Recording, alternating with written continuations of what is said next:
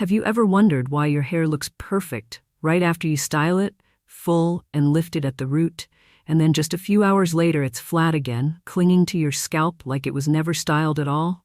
It's not falling out, and it's not disappearing. It's being crushed, weighed down, and trained flat by habits you probably do without even thinking. Today, I'm sharing 7 powerful tricks that instantly bring volume back to fine hair after 60. And trick number 5 is the one that changes everything. So stay with me until we get there. Let's start with the first one.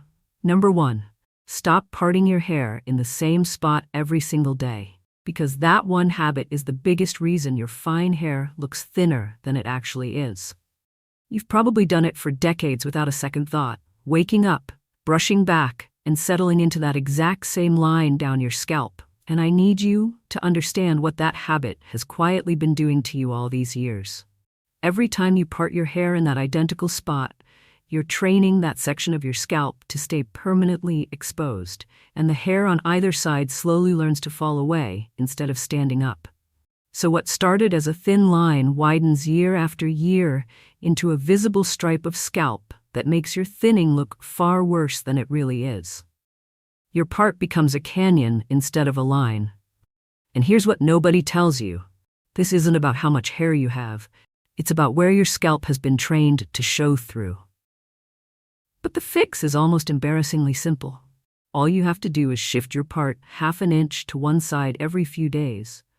And that small movement stops your hair from lying flat in that same worn groove. It allows your roots to lift instead of collapsing into that familiar line. And you'll see fuller, softer volume almost instantly, right where it matters most. This one change costs you nothing, takes seconds, and it's the difference between hair that looks tired and hair that looks alive again. And once this first mistake is fixed, you're going to be shocked at what your brush has been doing to you every single morning. Number 2, stop brushing your hair straight back from your face, because that one motion is aging you far more than you realize.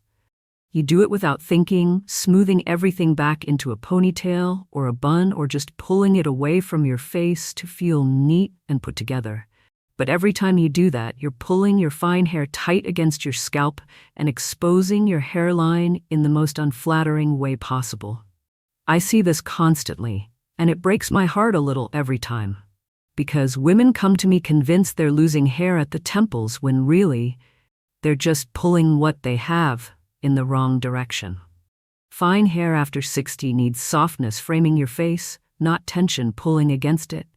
And every time you brush back tightly, you're placing stress on follicles that are already working hard enough as it is, while making your forehead look larger and every bit of thinning at your temples look more obvious than it actually is. Here's the fix, and it's going to feel like a small shift with a big reward. Always brush your hair forward first, then use your fingers, not a brush, to gently guide it back into place, creating soft, natural movement instead of a flat, pulled-back line. Leave a few soft, wispy pieces loose around your face, because those loose strands do more for you than any product ever could. They create the illusion of fullness and soften your features in a way that instantly looks more youthful and elegant.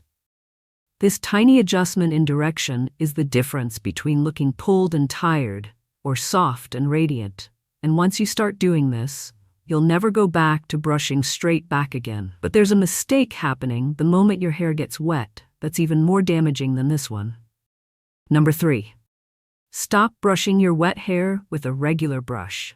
Because the moment your hair is wet, it becomes fragile in a way most women never realize until the damage is already done. Wet hair stretches like elastic. It can actually stretch up to 50% beyond its normal length before it snaps. And fine hair after 60 is even more vulnerable to this kind of stress than it was in your younger years. So when you step out of the shower and reach for that same paddle brush or round brush out of habit, dragging it through wet strands from root to tip, you're not just detangling, you're literally ripping fragile strands apart without even feeling it happen. This is where so much of that hair you see in the drain or tangled in your brush is actually coming from. Not natural shedding, but real breakage you're causing in the name of a quick, convenient routine. I want you to picture your wet hair as delicate lace instead of ordinary hair, because that mental shift alone will change how carefully you treat it. Here's what to do instead. Put the brush down completely and reach for a wide-tooth comb, starting gently at the ends and working your way up toward the roots, never the other way around. And if you really want to protect what you have, use your fingers to detangle while conditioner is still in your hair in the shower, letting the slip do the work instead of force. This one simple switch will dramatically reduce breakage over time, and you'll start noticing thicker feeling ends within just a few weeks of consistency. But even after you've protected your wet hair perfectly, there's a tool you reach for every single day that could undo everything if you're using it the wrong way. Number 4, stop pointing your blow dryer nozzle straight down at your roots, because this one habit is quietly flattening every bit of volume you're trying so hard to create. Most women do this without ever questioning it, aiming the nozzle downward because it feels controlled and neat. But when you dry fine hair that way, you're forcing every strand to lie flat against your scalp from the very first second of heat, essentially gluing your roots down with hot air before you've even had a chance to style anything. I know this surprises people every time I explain it, because it feels like the opposite should be true. Yet, this single direction of airflow is one of the most damaging habits for anyone dealing with fine hair after 60. Once your roots dry flat like that, no amount of teasing, spraying, or fussing afterward can bring back the lift you lost in those first few minutes, because the shape has already been set. Here's the fix, and it changes everything the moment you try it. Flip your head upside down and dry your roots first, directing the airflow up and away from your scalp instead of down onto it. Or if that feels like too much, section your hair and lift each piece straight up while drying underneath it. The goal is simple. Create lift at the root before you even think about smoothing your ends. Because once your roots are dry with volume already built in, everything else falls into place naturally. This one shift in direction alone can make your hair look nearly twice as full. Simply because you're finally working with your hair's natural texture instead of fighting against it every single morning. But there's a mistake happening right after this step that could be quietly undoing all of that hard-earned volume. Number 5, stop applying your styling products from root to tip, because this is the mistake that quietly sabotages every single thing you just fixed in the last 4 steps. Whether it's mousse, serum, oil, or even your favorite leave-in conditioner, if you're starting that product at your roots out of habit, you're weighing down the exact area that needs to stay light and lifted the most. Fine hair after 60 already has less body to work with, and the last thing it needs is product residue sitting right at the scalp, making your roots look greasy, flat, and pressed down within an hour of styling, completely undoing the volume you worked so hard to create. I want you to think of your roots as sacred territory from now on, a space that should stay as clean and untouched as possible, because that's where all your lift lives.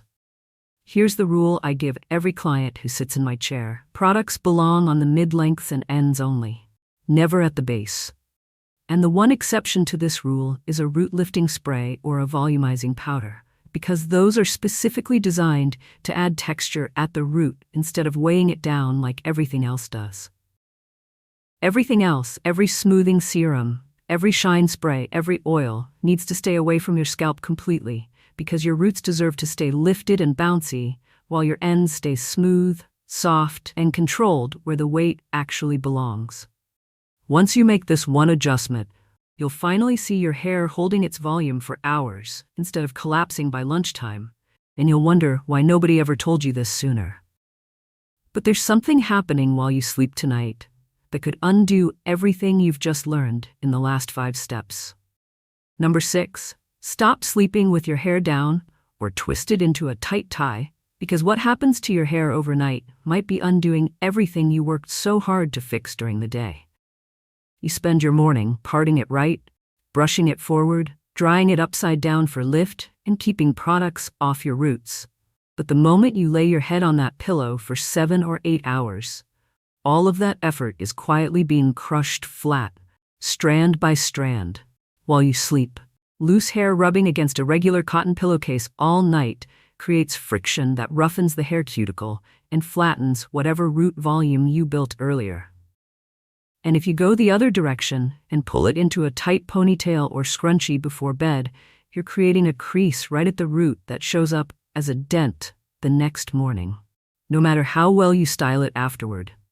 I promise you, this is the mistake almost nobody talks about, because it happens while you're unconscious, completely out of your control. And yet it might be the single biggest reason your volume never seems to last past breakfast. Here's the fix, and it takes less effort than what you're doing now. Gather your hair loosely into a high soft twist, almost like a pineapple, and secure it gently with a silk or satin scrunchie. Or better yet, switch your cotton pillowcase for a silk or satin one, because the reduced friction alone protects both your volume and your hair's texture while you rest. This one small overnight switch preserves everything you built during the day, so you wake up with lift still intact instead of starting from zero every single morning. But everything you've fixed so far still can't reach its full potential without the one thing coming next. Number 7. And this is the one I promised you at the very beginning, the mistake that makes every single thing we just fixed either work beautifully or barely matter at all. You could part your hair perfectly, brush it forward with the softest hand, dry your roots upside down, keep every product off your scalp, and protect your volume all night long. But if your haircut itself is working against you, none of it will ever reach its full potential. Here's the truth almost no one tells you. One length, blunt, heavy cuts hold fine hair down under their own weight, no matter how skilled you become at styling it, because there's simply nowhere for that hair to lift or move. It's being pulled flat by its own length before you even pick up a brush. I've watched women master every single trick we've covered and still feel confused about why their hair looks tired by noon. And almost every time, the real answer was sitting in the mirror the whole time, in the shape of the cut itself. This is the missing piece. And once we understand it, everything else finally clicks into place the way it's supposed to. The fix is a conversation you deserve to have with your stylist, asking for soft, face-framing layers, or a longer, layered shag-style cut that removes weight strategically from the crown and around your face, giving your hair permission to lift, move, and breathe instead of hanging there in silence. When we get this one piece right, we finally give every other trick the chance to do what it was always meant to do. And that's when fine hair, after 60, stops looking tired and starts looking alive, soft, and unmistakably yours again. Everything you've learned today comes together right here. And what happens next is going to prove it. And there you have it. The real secret behind fine hair that finally looks full again isn't about how much hair you have, it's about how you're treating the hair you've got. And once you start making these small shifts, you're going to feel the difference before anyone even tells you they notice it. I've seen it happen over and over again. Women walking into a room, feeling soft, lifted, and radiant, simply because they stopped fighting their hair and started working with it instead. This isn't about chasing youth. It's about finally letting your hair reflect the elegance you already carry. And when we take care of the small details, the results speak for themselves. So if this gave you even one thing you're excited to try today, do me a favor, hit that like button so more women just like you can find this. Subscribe and turn on notifications so you never miss what's coming next. And tell me in the comments which trick you're trying first. I'd love to know.